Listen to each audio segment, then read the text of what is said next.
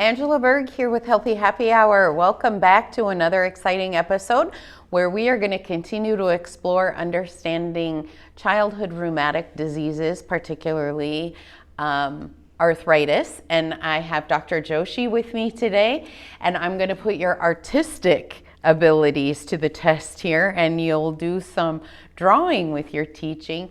But I think let's kind of set that up a little bit about the common questions that people have are, why do I have? And that's kind of what you usually identify as a title for this teaching. Why do people have autoimmune diseases? I know there's been some in my time in pediatric rheumatology. There's been some, no, it's not hereditary. You have to develop your own autoimmune disease. But I think science and evidence has been developed to prove that otherwise. So will you talk a little bit about that, what we know about can I inherit my grandmother's arthritis? Right. That's a great question. It's also a very commonly asked question. And many of our children, teenagers, and parents, when they get diagnosed with a rheumatic disease, the first question they ask is, why? Why does this disease occur? And why me? How can I explain? Did I do something? Is it my genes or is it something else? Why am I being affected by this disease? And in all honesty, we truly don't know the exact answer to this question. The most common model of our understanding is it's not one factor. It's multiple different factors at play, and their interaction with each other put together then leads to the autoimmune disease as we see it. The three most common, and I would definitely use a graphic to explain this a little bit better when drawing some cartoons. But the three most common factors at play are, number one, your genes. And that's when I have a family history of autoimmune disease comes into picture. So you are inherently predisposed, or you have a higher risk of developing an autoimmune disease because of your genetic makeup or having a family history. Number two is your environment, which means that all these infections, most commonly viral infections, stress in general, whether it's psychological stress or physical stress, and exposure to other types of irritants which are not native but external to our immune system. That's when I use the word environment. They are definitely at play. And number three is that timing is, when do you get a trigger from your environment, and what is the state of the immune system at that time?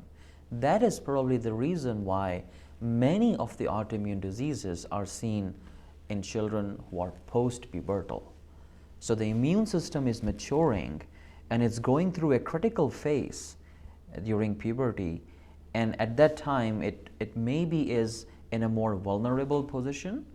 And if all these three put together, which means I have a family history of autoimmune disease, so my genes predispose me to getting an autoimmune illness, then I'm going through puberty, which means that my immune system is a little bit more susceptible to irritation, and then I get another hit in form of my, and affected by my environment, which is a viral illness, for example. These three put together would then cause the onset of the symptoms of an autoimmune illness. Yeah, that is such an important point that I know early, because now I'm showing my age in your youth. Early, we used to say that there were stressors, so many stressors that we don't know. But timing is important, because puberty seemed to always, as long as we've been practicing in the rheumatologic field, play a factor. And I think we kind of didn't know what was happening with the immune system at that time, or what role might our hormonal changes. So stress can cause hormonal changes. We change those neurochemicals. There's so many factors in play. I think it's important that we always tell people, these bodies are not machines. These are not computers. There is software in there equal to kind of what computers that can be hijacked by a whole number of factors. So I think those pieces in play are all so important. But I do think that people respond well to when you draw this out. So I am going to take us for a break for a second and position you where we can pick this up again with you being able to actually draw this out and make it relatable to us. So don't go anywhere. We will be right back with more exciting information and testing of Dr. Joshi's artwork. We'll be right back.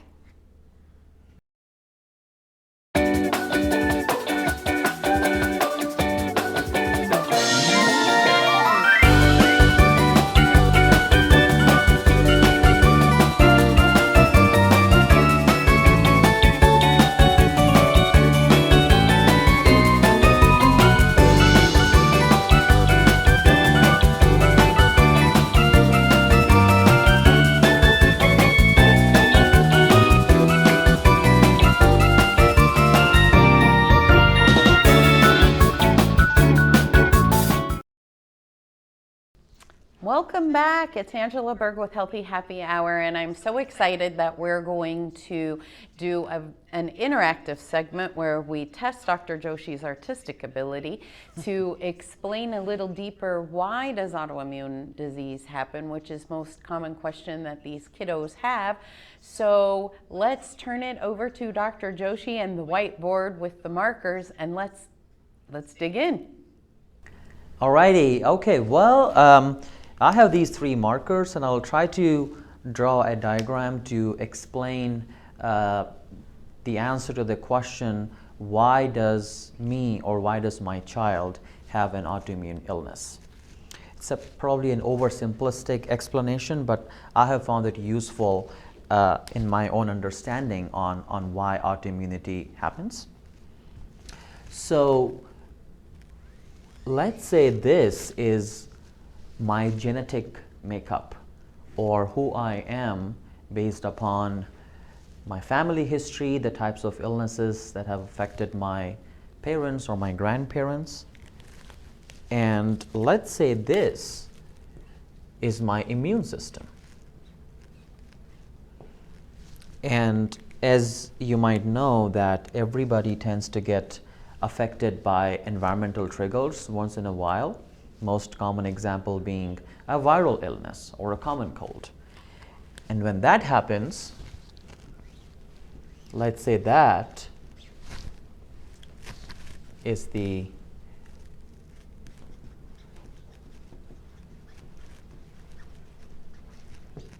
that's the environmental trigger.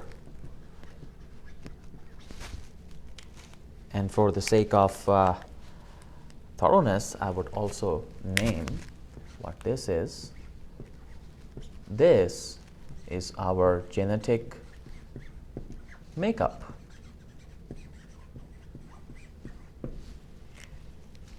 And this, in the purple, is our immune system. So whenever our immune system gets a hit by an external trigger, and this is the way our genetic makeup is.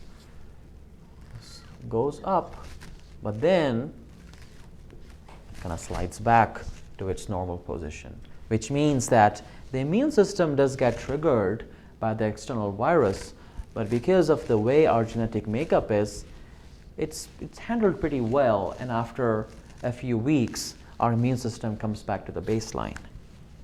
However, imagine if your genetic makeup was like this. And this is by the virtue of the family history of rheumatoid arthritis and systemic lupus erythematosus, also called as lupus, and other types of autoimmune illnesses that are partly genetic in nature. And here is my immune system. And here is again the same trigger, say in form of a virus or a viral illness. But as you can see, it's really the interaction of the genetic makeup, the environmental trigger, and the immune system. In this situation, if a virus hits me, you're just going to drop the ball. Or if you want to say, it would actually trigger the immune system in a way, giving its interaction with the way that the genetic makeup is, it won't be able to recover from an external trigger like a common cold or a virus, and will just drop the ball. So this is an oversimplistic explanation to explain what we call as the two-hit hypothesis, which means that autoimmune diseases occur because of two hits. The first hit is the way your genes are, which makes you inherently predisposed or at a higher risk of developing an autoimmune illness. And the second hit is the environment, most commonly an infection like a virus. And these two, when they interact with the immune system, also adding the third piece here, at a vulnerable time, for example, if a child is going through puberty, the immune system is not very mature, is going through a big change, will then drop the ball or cause the autoimmune illness. And I hope that this was a little helpful, but in all honesty, this is our current understanding of a very complex, multifactorial, many factors at play. We truly really don't understand what causes autoimmune disease, but what we do understand is it's not one thing. It's more than one factors interplaying with each other, resulting into the causation of autoimmune disease. I hope you found it helpful. Thank you.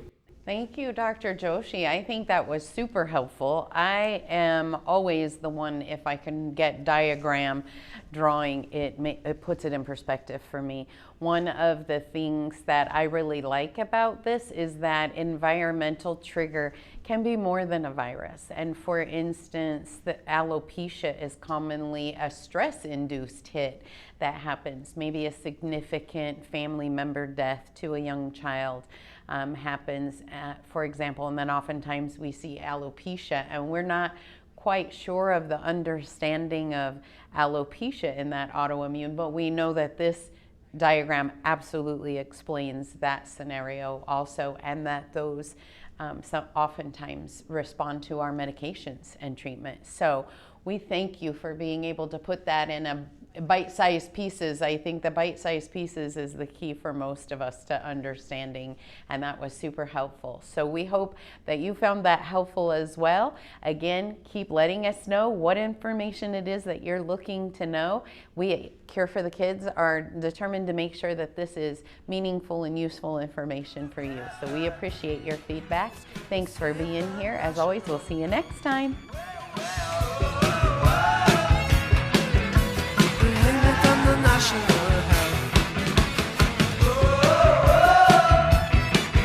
It's a state of the national